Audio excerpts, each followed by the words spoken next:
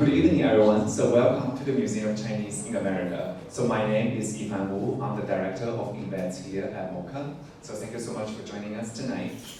We are really thrilled to partner once again with Boeing Home to host this tonight's event as we're wrapping up our AEP Heritage Month. So as many of you know, as a cornerstone of Manhattan's Chinatown for more than 45 years, Boeing Home has long connected generations through food, tradition, and community. Tonight, we invite you to enjoy a vibrant tasting and conversation celebrating the flavors, ingredients, and culinary traditions of spring and summer times. Centered around seasonal specialties, this program explores how everyday ingredients, from dried fruits to herbs, help nutritious the body while reflecting the rounds of the season. Join Sophia Tsao, EVP of Boeing Home, for guided introductions to ingredients commonly found in Chinese home cookings during the warmer months. Through storytelling, demonstrations, and tasting, you will learn how families select, prepare, and enjoy foods fully to restore balance, boost energy, and support overall well-being. As the season shifts, and also tonight, bird's nest will be introduced as one of the many traditional ingredients, offering insight into its cultural significance amongst many familiar pantry staples. And also you are very lucky because today we are also, the tasting will actually be this sort of the joint bird's nest. And then, Sophia can share more about origins and, how family, prepare them, and then some of the stories and the step behind this particular ingredient. And of course, if you enjoyed tonight's event, we invite you to follow us on social media and website for our upcoming events. So in June, also we have a very busy month. So if you have family and kids, we invite you to our Dragon Ball Family Festival. That's on June 13th, Saturday night, so Saturday afternoon from 2 to 5. Where we're able to have a lot of family-oriented activities. But if also in the mood for some Pride events, we are hosting our Pride Mixer this on June 18th, so right before Juneteenth. So the next day you can have it off, but come party with us. We'll have drag performance, burlesque performance, and over curated cocktails, and then after hour of the museum. So really something for everyone. But lastly, we also invite you to become my MOCA member. So my membership starts at $50 for individuals and $25 for students and seniors. And then if you actually purchase the tickets, general admission tickets to tonight's event, we'll be happy to apply the amount towards your membership. So feel free to speak with one of my colleagues at the visitor service desk, and then we'll follow up with more details about your membership. So, but lastly, really, whether you're a seasoned cook or simply curious, tonight's programs offers a welcoming and accessible introduction to culinary knowledge passed down through generations. And then, the format will be more sort of a conversational style. So, as I invite Sophia come up, we will have a conversation, talk more about, these individual ingredients. Some of you, might be familiar, and some of you, might not, and then sometimes we will also pass along some of the ingredients. You can kind of touch it, you can smell it, and some of them you can even taste it if you want to. But then, of course, right, we will, introduce, some of these ingredients. Of course, some of them, might not be on display. We can mention that too. But also, if you have any questions, also we hope this is interactive. So feel free to just, as we introduce it, then, raise your hand, ask a question, about a particular ingredients. You want to learn more about it. You want to know about how to cook, how to use, or what to buy, all those kind of questions. So we hope this will be more engaging, program. So as we, and that's how we would like to structure it. So now actually, without further ado, so I would love to invite Sophia to come up. Thank you so much. Yeah.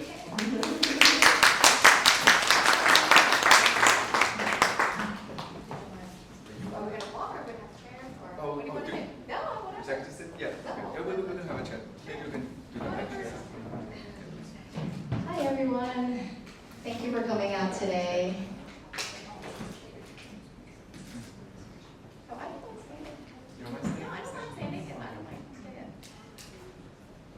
No, I mean, maybe we'll just stand for now, and if you need to Oh, get sure. sick. Okay, I'll take that. Yeah, exactly. It's always nice to have options. Great. Is it? And we'll be running around, Oh, you know, sure. show them something, pass around stuff. Okay. So where should we start, right? Like I said, you know, this is a table full of ingredients, you know. But then maybe start with, because I think last time we did a Lunar New Year, right? Yeah. Those ingredients were very specific. They're very festive. You know, we did you know, some of the like the fa choy, different and kind of like more sort of, I would say, savory ingredients, right? And this time we specifically picked was some ingredients that could be used mainly for springtime and summertime. They're used for those dessert soup or some other those herbal teas, right? Yeah. So maybe like let's start with that. Maybe just kind of, you know. Well, yeah, I can start on this end and then talk to that end. But Sounds good. I just wanted to, first of all, thank everybody for being interested in traditional Chinese herbs and our traditions. You know, I'm very proud to be second generation part of this business. And it's been a journey, a learning, also a huge learning curve, because, you know, I'm sure many of you have seen these ingredients at home, but maybe growing up you didn't really know how to use it, how to prepare it, so we can have a ton of Q&A with regards to that today, because I didn't know until I started using these ingredients myself, because, you know, in a Chinese, especially Chinese American household, we generally try to steer your kids away from the kitchen and into the books. Now I don't know how to cook that very well. However, my team does. She's an expert. We're all home chefs at work, so we all share each other's recipes with each other and tips. And I think that's just the joy of you know, cooking with ingredients anyway, because there's no one way to use an ingredient, right? And so if you have any tips for us, we would love to share with our customers as well. But thank you so much for spending the next hour with us, and I can get started whenever everyone's ready. Yeah, ready. So maybe we just, you know, like I said, maybe we start from the left, you know, to the so you're right. So yeah, from this side to this side, maybe we just kind of go through each of the ingredients. Right. We'd like to talk more about. Yeah, and then as I'm talking, I'll talk about kind of why we're eating. So I guess in traditional, right. So in traditional Chinese medicine, we generally see eating as a holistic part of wellness. So, of course, it's not like we don't believe in Western medicine. Of course we do. However, we want to prevent us from getting to that point where we have to, you know, take any Western medicine, right? So, in terms of how we eat during the winter and the spring and summer is very different, right? We want to eat foods that are more cooling because, especially we are Cantonese, right? We're in a very humid and hot part of, you know, China, Hong Kong. So generally in our cuisine, it is more soup, which is like sweetened soup heavy, because that's just more part of the Southern culture. A lot of these foods here are meant to kind of dispel heat, to moisten the lung for nourishing, because during the summertime you lose a lot through sweating, through eating, like staying out late, eating spicy foods, fried foods, you know, hanging out. So you definitely want to replenish a lot of fluids and replenish, I guess what you would call it, kind of like heat hate. I don't know heat hate. I don't even know what heat hate means. Like too hot. It's like overheated, and it's not really in temperature, right? Right. It's more like inflammation, right? Your body has inflammation, right? Even like drinking too much coffee when you're more acidic, and you drink more like pH, like things. So it's like so it's the same thing. We're just trying to balance your body, become, if you're more yin, then you eat foods that are more yang, you know? And these are a lot of things that I think probably our parents or our grandparents have probably forced on us. If you're like, what am I drinking? But there's a reason behind it. And luckily now there's tons of books that you can read or go online and learn about these things. But we're going to go through every single thing here and just talk about how to prepare it, because I think the most important part is you can see it, especially at our store, but how do you use it? How do you prepare it? So we can just dive right in. So here we have these are all vegan things, right? So this one is, can you see here? Well, I'll pass it around too. I have plenty of samples too. Right here. Tougao. So tougao is a peach resin. Peach resin. Maybe actually back here. I'm gonna leave sample. They could tell you how to tougao. We're gonna have Meg pass some around. We need a bag. This three, it's a harmony. It's a sambo, right? So you have tougao, peach resin. It's basically just the resin that falls from a peach tree that's indigenous to China. Also, this MOCA seed is also very regional to China. And all of these have very similar properties. It is a cooling, oh yes, thank you.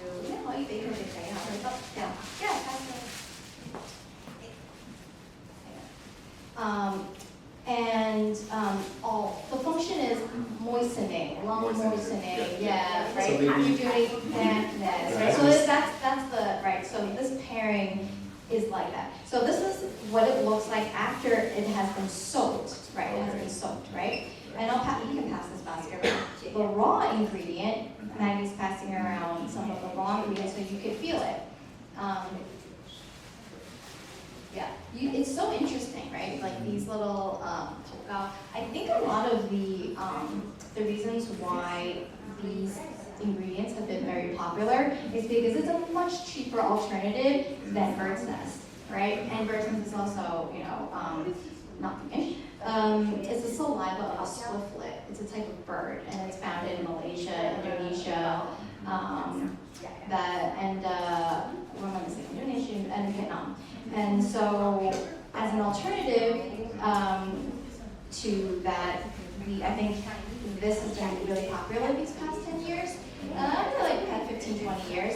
It's just the same effects of bird's nest, but much cheaper. It doesn't have high protein, but it's good for collagen, right? And also when you feel it later, I'm going to pass it around. You can go ahead and pinch it. It feels like a jelly, but it is extremely gelatinous, right? Yeah.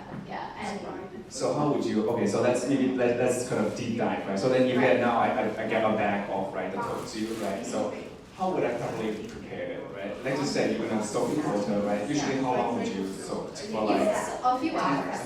So this one we actually soaked this morning. We started at 12 o'clock, and this is the result after 12 o'clock. And then as you soak all these ingredients, do you soak in like hot water, cold water, room temperature water, or doesn't? It's cold water. You can also, to quicken the process, you can also put it in the refrigerator as well. Yeah. That's what we did this morning. So you can soak it, and then it's ready to use. So you can see, since it is part of the tree, you can see that there's like a little bit of like black spots. Once you have reconstituted, you can just peel a little bit off. And then, so once it's soaked, right, and then ready to use, what type of dish can you make with this? Or is always just one of the many ingredients for something? So this one would be a tong, right? Okay. So this would be a sweetened soup, right? This would be a sweetened soup. Yeah, go ahead. We can pass this around. Yeah, you can take a look. You can take a look. Yeah. So it's just kind of gelatin-like. So but then let's say you are making what type of is a soup? Mainly. So you would add this with rock sugar. So okay. We have rock sugar. So this is rock sugar.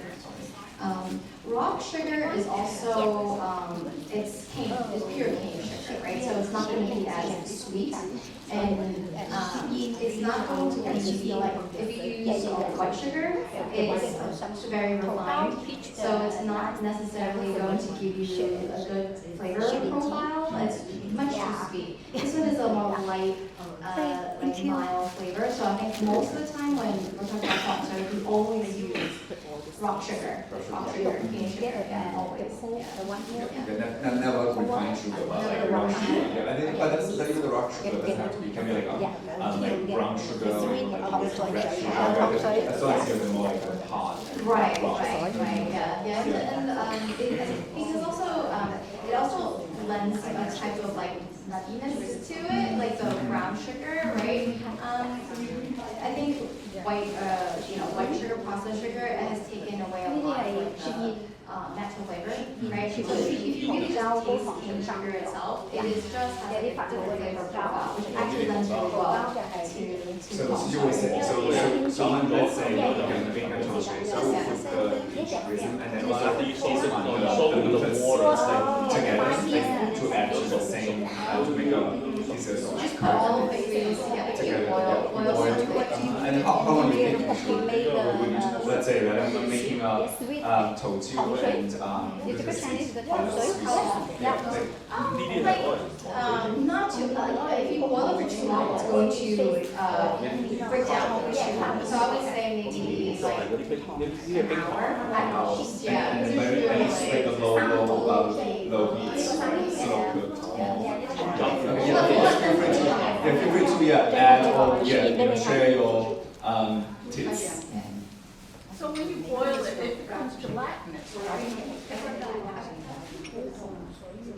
So it's just like, when we boil, right? Like, so the overall the soup becomes more like gelatin, right? More jelly-like. That's not it. Especially for Cantonese, we care a lot about texture in our food, right? Like we like to enjoy like kind of like boba, right? Like it has a little bit of a texture to it, a little bit of bite.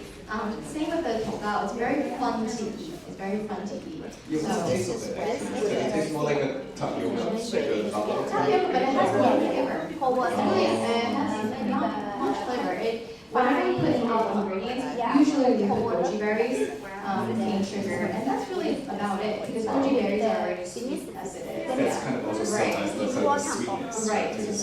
So as simple as a dessert that, like I said, today if I go to Boeing, I can just find a little bit of the peach resin, a little bit of the lotus seeds, and then some goji berry and some rock sugar, and I can just make it simply at home. Right. And then even when I do make it, I can either let it cool down, drink it hot, also I can put it in the fridge, right? For more like cooling, sunlight kind of desserts. Right. You can eat it warm, you can eat it room temperature and cold. I think that's the part of why in the summertime we eat a lot of tong soy, is because this is the only time when I think it's encouraged to eat colder foods, right? It's okay to have cold foods in the summer. That's fine because it's all about yin and yang, right? We're balancing. We're already too hot as it is. This is the time when you should eat more, like say, tong soy. It also helps you with because of overheatiness, it really affects your skin. So a lot of times you break out, right, during the summertime, not only from sweat and the dirt, but also from being eat hay, right, eat hay. And a lot of these kind of calms that back down, makes your body back more mild and neutral.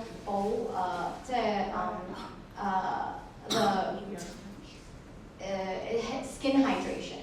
So it's like it helps to 即係講覺得話係補翻嗰個膠原啦，同埋collagen as well，膠原啦係啊。But skin rehydration is really important. So I think during the the colder months, this is very common to have as like a hot or warm dessert because for skin rejuvenation. Because sometimes it may be too dry, right? Like here in New York, right? You get heat, cold winter, so this is also very good for skin rehydration. And also a much cheaper alternative to bird's nest. So that's why this has become super, super popular these past few years. Right, and then so maybe related, right? So since we talk about these two specific ingredients, and then what about this lily bulb? Yeah. So lily bulb is It comes from it's just like a leaf of a lily tree, leaf, the flower, and I think it's just It's Is it also specific kind similar of lily, properties. or just kind of, it must be like a specific It's actually type not the lily flower. It's not the lily It's flower. a Oh, I see. plant. okay, Yeah, but it's okay. like, but it looks Oh. like the lily. Yeah, it looks like the Mm. lily. But also very similar properties And as then well. mainly from You know, like, yeah. So when you look for ingredients, like this is very. This is why I brought out so many. But ingredient quality is really important. So when you have like a peach resin like this, you see how it's very clear. There's really not a lot of the bark that is usually attached. So that means during the processing of this, it was handled with care, right? A lot of the dirt and particles have already been cleaned off. So it's easier for us, so you don't have to keep digging in like after you soak it to like take out like little pieces of bark and dirt, and that makes a big difference, right? Same with with lily bulbs, right? It may seem like a very simple herb, like oh okay, I'll buy this, but if you see the difference between this and like a I don't have a low quality one, but it's not completely white, which means that it was not bleached, right? That's so what you I wanted see to the ask. natural Yes, color. it's So actually you see natural color is better. natural color is like much yellowish, better. yeah. Yes. Probably the white means right? It's been chemical It's been washed, chemically bleached. washed, It's right. actually not good. Right, it's not good, right? And it also has like a nice thickness to it, so you can tell that it's like it's going to have a nice like texture to it when you eat it. I think like when it's too thin, it's very brittle and it can also disintegrate very quickly when you cook it. So product quality is also Like to really take a look. important. Okay, Yeah, I'll go ahead. describe this. Take the whole Yeah. slide. But so would you describe like okay? So how could I use this? Right? Like like what would be the? It would sit all of like- these. You can mix all together. Oh, I So see. Okay. in the front here, we have already prepared a soup. More that is more like yellowish. Yeah. That means it's their original color. If it's too white, then it's being bleached, right? Which is not good, right? We make chemical, too much chemical. Yeah. Okay, so here we've already put I see. together a Okay, mix. that's a mix. Right. So these are Ooh, alternatives. okay. So instead, So take a picture. right? Yeah. So These you are can already just mixed, so easily- you can mix and match. There's no right or wrong way for these because every I see, ingredient okay. here is very neutral and very mild. Okay. In TCM, there's very specific properties in herbs that you should see your practitioner before you take it. Like Right. even That's for the thing, example, right? like Sometimes, right? right. Because seeing the practitioner kind of can identify if you're maybe you need to you're maybe like let's say 2 EPA, you need some, Right. but sometimes you might not, right? Maybe you're very Right. like but not like you don't need too much of Right. Because all this could be maybe Right. too cooling. Right. Yeah. Each person's Yeah. internal, I guess, constitution is different, right? Mhm. I am very heaty. Like I no matter what I do, I'm just more hey of a type person, right? It's from childhood, right? Like because if I'm more attuned to being hot or inflamed, like for example in childhood, I had a lot of acne. Was very, because I'm just the type of person that is just always inflamed. So I have always had to drink these type of cooling things. So even if you have like an herb like this is one of the most common herbs, which is haguchou. It's just like a little leaf. It looks like a wheat. It looks like wheat.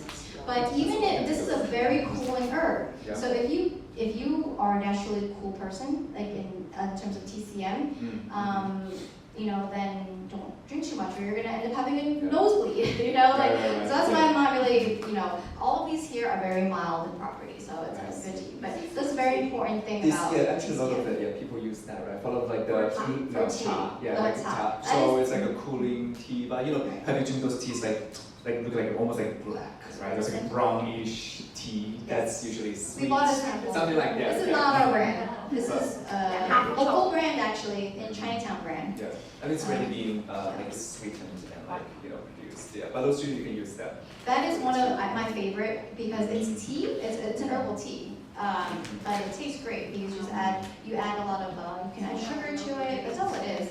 But that bag of tea, looks so different than like the normal cup of tea. It looks kind of like if I buy a bag like that, how am I supposed to prepare it? Like I just add it basic hot water, just like regular tea, or With all herbs, you have to wash it. Okay? Oh, Soak okay. it, wash it. Okay, wash out all the debris.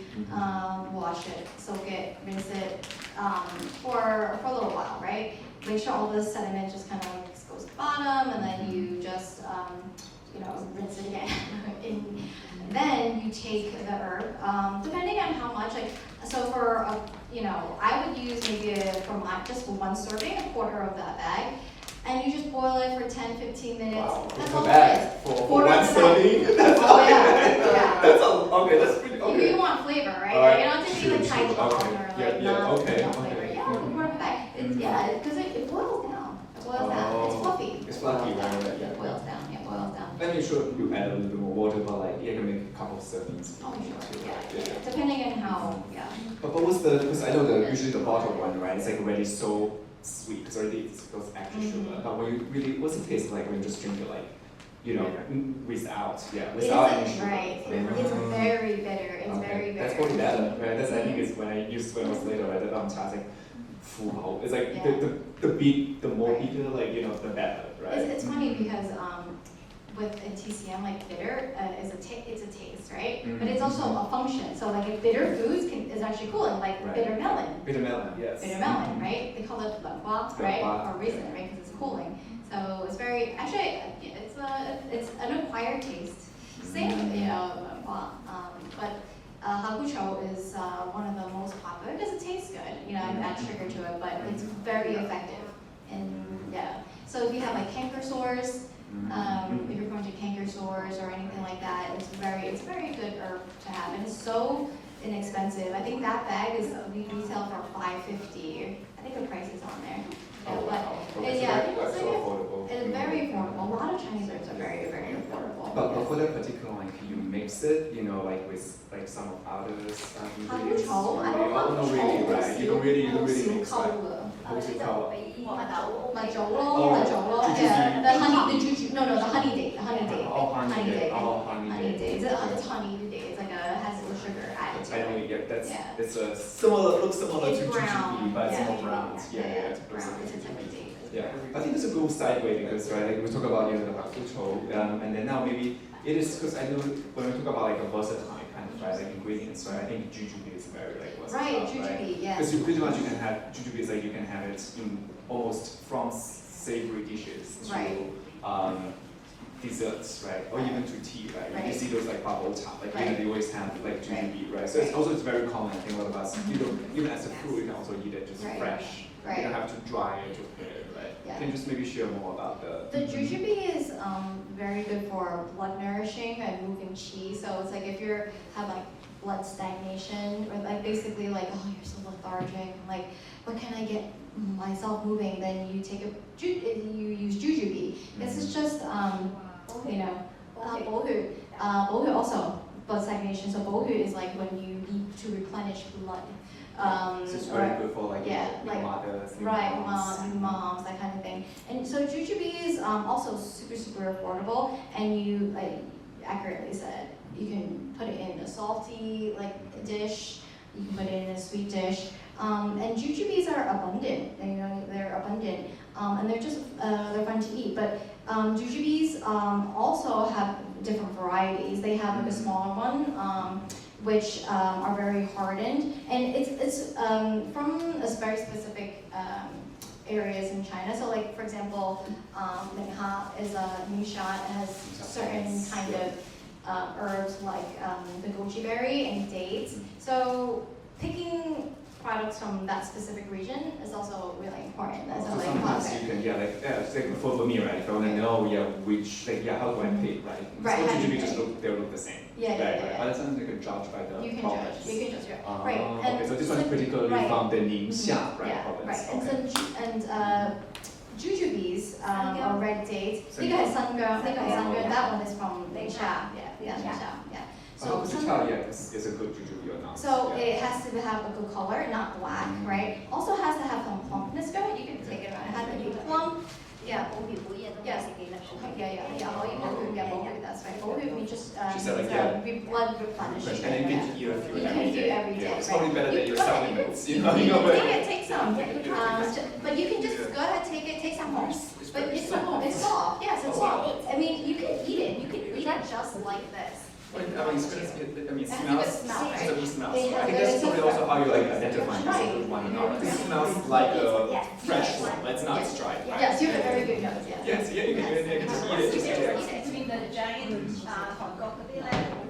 Yeah.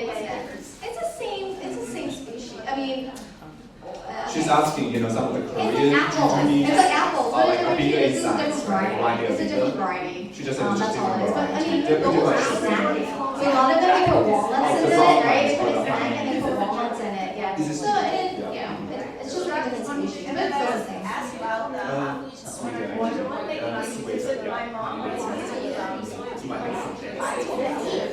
Is that just like not to neutralize? The only reason I would think of why. Sorry, this is like very, we just literally talking about anything, tasting, touching, but if you have questions, you ask, we just continue to go through Okay, some I'm of these ask my ingredients. expert. 你放下菇醋點解會放黃豆啊？ No， 淨係幫下菇醋，佢個媽咪唔食喎。冇嘅，我哋冇嘅。淨係下菇醋加蜜棗 So one of our audience share like, her mom's recipe is actually when she cooks this particular herb and then she will add soybean with it, So I think a lot of it is, I feel it's home cooking, right? So it's creative. It's like maybe that's her mom and not her, her family, right? Makes that way. Yeah. I think there's no certain rules about her. There's no real rules. There's no real rules. I think that's especially with Chinese ingredients, a lot of time you can mix and match. A lot of times it's whatever you can get your hands on. I mean, I think nowadays we're able to have access to a lot more herbs. When I was growing up, you never had this. But it's also a fact. It could be, discovered later. Like a fact. Like when we were growing up, did we ever eat chia seeds and acai berries? Like what is that? That's very new. So a lot of these things have been commercialized probably, but in a good way. Right? Like all those things are very good for you, like antioxidant foods, right? Same with this, like you realize, this is a very good food for nourishing skin, right? For remoistening. This is great, and it's cheap, commercial, and it's been commercialized, and I think it's great because now we have an alternative to something else that would have been extremely unaffordable for a lot, or unattainable for a lot of people, as it's more of this versus more of like I would call it medicinal. A little bit medicinal, because the efficacy is much higher. Right. Yeah. So we can continue. Yeah. We can continue. Right? Let's maybe move on to this side of the table. But also the thing we want to quickly mention. So as I mentioned, right, it's like you can mix and match, right? But then sometimes some of you might not be familiar. Like, oh my God, how much this dry foods? Maybe it should be a little bit more than the others. Going on, a lot of these local markets, they do sell this kind of pre-packaged. So which means they're already, with terms of the ratio, they're already kind of created for you, right? So this one is a specific one. It's called a mushroom soup, lung cleansing soup with, sorry, I'm trying to see. Basically, it's made with red day, honey days, chunbei, tomai, sea coconut, common fig, dry pear, almond, dry tangerine, as I mentioned, right? So it's one of kind of common, I would say, right? Desserts. But maybe you can tell us more about, like, if we buy these kind of bags, right? What's the how to prepare this? Yeah, should we just dump everything in like water, soak it, and then boil, or? Yeah, I mean, I'm gonna read this verbatim. Yeah, Because you know, right, or it says it right here. Yes, right here. Yeah. I mean, okay, very similar. I mean, it obviously says it back here, but it's very similar to how you would prepare all ingredients after you're washing it. You boil it for 20-30 minutes. Now, the difference is that when you 20-30 minutes, you're gonna have a result, but it varies. Kind of like if you're doing like a a high boil type dish, or like a like something like a slow cooked soup. You're either gonna break down the ingredients too fast by making the heat too high, or you cook it for too long on a low heat and make everything too mushy, right? So it's like you get the kind of same result. So I think that's why we brought this over here. This is a double boiler. It's not necessary that you use a double boiler, but you can. So a double boiler, what it does is, so it's made of ceramic. It's two layers. So if you open the lid, there's another little tiny lid, and it's empty inside, right? So this is made of ceramic. you can put your ingredients in here, and traditionally, for for foods that are heat sensitive, you can put these in there if you have the time. But you put this, put the ingredients in, put the water inside, and then put this in another pot of water with a rack on the bottom. And it basically steams it until it steams it. And it's like a nice, that's called double boil, right? So it boils, the water boils and then it boils what's inside. So for very special ingredients, we generally use that, especially for like tonics. And nothing here, but like an herbal tonic, maybe your TCM practitioner recommends to you. This is a very good way to cook in very low heat. Yeah.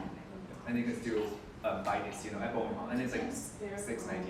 You can get this, you can get two and then boil. So it's like individual serving. Yeah. Do you want to stop? I can stop for questions. I feel like you can. Yeah, I guess. So the natural ingredients, would it be better health-wise than prepackaged? Oh, yeah. That's a really good question. I think sourcing now, so we definitely have like pretty good sourcing. You're definitely not going to get the best quality, to be honest, because then it would make it the markup would be a little bit higher. You would still get very good results from it, but I think nowadays we're getting better and better quality pre-packed ingredients, right? 即係以前嗰啲係冇咁，即係藥材真係冇咁靚嘅，以前嚟嗰啲，但係而家咧越嚟越好啊！即係話呢啲係包裝。So what I'm saying is that Maggie's also my expert. We've experienced recently just a lot of high quality pre-packed ingredients. So I would say it's okay. It's okay. I mean, for convenience, there's nothing wrong with getting pre-packed ingredients. Right. And then that bag's only like $3.99. Wow. That's pretty. Yeah. That's really pretty affordable and and then especially you said as the quality getting better and better. It's getting better and better, right? Yeah. Totally picking individuals that I don't even know, even the amount, some could be more, some could be less, right? And then also herbs now. We actually had a real long conversation in our last MOCA talk about fish maw. So fish maw, there's many different grades, right? And many different shapes and sizes of fish maw, right? So fish, they swim all over the world. It comes from all over the world. It comes from South America, it comes from Africa. We have fish maw from everywhere. It comes from a big yellow fish, right? It comes from big fish. So the bigger the fish maw you're going to get, the thicker the fish maw is going to be after it's been dehydrated, right? And it has, and this is there are studies showing that it has a lot of collagen benefiting properties to it, right? Also for health purpose too, right? Especially if you're weak. A lot of people use fish maw, right, during their healing. That is one of the things that you mentioned, after surgery or whatever, fish maw, right? So, okay, depending on the shape of the fish, you're gonna get a different type of fish. You're gonna get different shape of the fish maw. Sometimes it's rounded. That's from they call wulugao. That's like those are generally smaller fish. They're very thinner. It all is the same. It's all the fish maw. It's all the swim bladder of a fish. And all fish have swim bladders because it helps them keep afloat, right? And that's the part that becomes fish maw. Right, and some of the shapes is dependent on how they dry it at that certain facility. Sometimes it is dried to create a certain shape. Sometimes it's in a cone shape, right? And that is actually made into a cone, right? So that I think a lot of times those fish come more from the Southeast Asia. So that's the differentiating thing. I think what's good is if you come into the store and you say, I just want a price, this is a certain price point that I want this type of thickness. Oftentimes, the more expensive is the better because it takes so long to soak and be constant. Because you have to first soak it, put it in the fridge.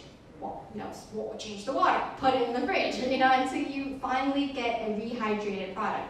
So yes, it's more expensive. You're probably going to get good quality fish maw, but it also takes much longer to rehydrate. So it's not necessarily better. It depends on your needs. So you tell us what your needs are. Yeah, that's what it. I hope I answered your question. Okay. Yeah. Any other questions? Anything else? I have a picture. You're talking about fish maw. I found all this stuff in my grandmother's apartment when she passed away. And I have a picture of, I don't know what this is. I think it's deer velvet, and I don't know if you sell it, but I have been unable to find out what this is. 鹿茸啊，佢講鹿茸啊。呢個係鹿茸。鹿茸。鹿茸係補身體啦，即係有啲補血嘅，補血 is very good for blood replenishment. But for what do you use it? So most deer antlers actually come from Australia. There's Chinese deer antler too, but they can grow they can cut off the antlers because some of it actually falls off naturally, and then you can use it and sell it. It's also one of the great It's a very special, rare ingredient. ginseng. Yeah. That's insane. There's Korean ginseng. They're showing pictures of the stuff that their grandmothers had left them. So they're asking like, what is this? Ginseng. That's all. Korean ginseng. Korean ginseng. Yeah. 高麗參。Yeah, 高麗參。Don't made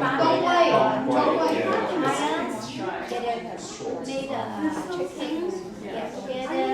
Maybe the making 4 hours. 4 hours. So it's a kind of Chinese. This is long way, right? Sorry, I got you to go to the next one. I'm so glad you came. It's like the one that. 唔係當歸咩？唔係，都冇位啦。當歸嚟啊，好耐啊，係當歸嚟㗎。我自己好耐㗎啦。We're doing a show and tell. They're trying to identify what that kind of yeah. No, they're saying, this is show and tell. I know. Yeah, people bring their ingredients and trying to help identify. Yes. So it's a different dialect. So different dialect.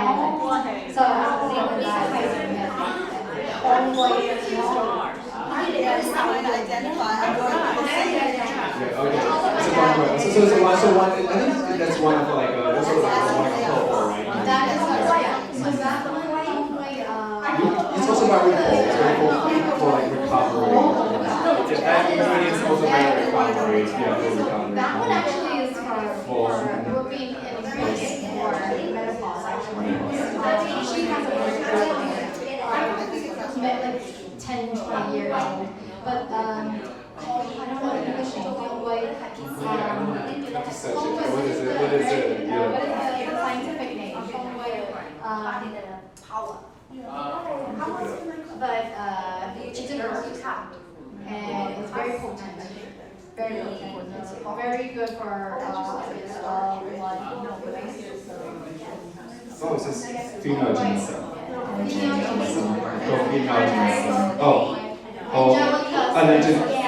Angelica sinensis. That's what it's called. Yeah, Angelica sinensis. Yeah. But maybe the last question, the last thing is about, I think a lot of people are curious about the ginseng, as a one of it's like also very popular. You see a lot actually in Korean, like cooking and just tell us a bit more and then about this particular ingredient. So for ginseng, there's two different types. There's white ginseng or American ginseng. That is more cooling properties. Red ginseng, which is found in Asia, that in China and in Korea, that is a very heaty ginseng. So it is on the instead of cooling, it's the complete opposite. That is a very potent. Ginseng is very potent for energy. Right. So maybe the next time what we can have is have a tasting of the ginseng. Yes. Tasting of the ginseng would be nice. Yeah, because you can make tea, you can make into dish. Yeah. People who have high blood pressure should not take red ginseng. Because it would make their heart have to take a lot faster and that kind of thing. So be very careful. Also, even I think that's why American ginseng is more tourist property and more easy to be consumed. But also, you still get you still get a lot of efficacy from it. But it's not something that that you drink all the time. Yeah. And it is like basically just like a roots, right? And then you can, and also once again you can add the wild one and you can also. Right, American ginseng actually, you can get wild ginseng, American ginseng. That's, you can find those in like the Appalachian mountains, all the way up to like, you know, New Hampshire and all that. It's wild, right? So you actually have people who go into the mountains to like get these wild American ginseng. There's also cultivated ginseng in Wisconsin. So I've actually visited a bunch of Wisconsin farmers, and it's very cool. So you have like the dairy farmer, and then you have the ginseng farmer, dairy farmer, ginseng farmer. But it is been, you know, and there are generations of ginseng farmers who are not Chinese. They are as American as apple pie American. They grow ginseng, yeah, and it's really cool. Red ginseng is a completely different species, yeah, and then American ginseng is a different species. American ginseng really only grows in like that region because it has to be kind of cold, very flat, very. The soil is very like rich in nutrients in Wisconsin. Canada also has ginseng, but it's different. It tastes and looks a little bit different. American ginseng is a little darker, and then Canadian ginseng is on the lighter side and not as the flavor is less strong. Yeah, so it's more, yeah. And then each time, like do they host someone like nutritious, like nutrition? Energy, it's all for energy, yeah. Oh, energy, yeah. It's not like one red ginseng is like if you're like you're very weak, like a lot of more like elderly. I think you meant Korean ginseng or streaming, right? Whereas American ginseng, I think anybody could really, I mean, not children, but like, you know, use it for just like an energy boost, good for concentration, that like kind of thing, yeah. All right, well, maybe you could, well, the last question. Provide your name, number, and email. Oh yeah, okay. Name, Sophia. You can email me at Sophia, SOPHIA, @powing.com, POWING.com for any questions, yeah. So yeah, so well, thank you so much. You know, I think we're like, thanks for giving us another wonderful video of very educational, fun, engaging, interesting events. Informative. Yeah, you know, also we're gonna be, and feel free to come up, ask for more, yeah,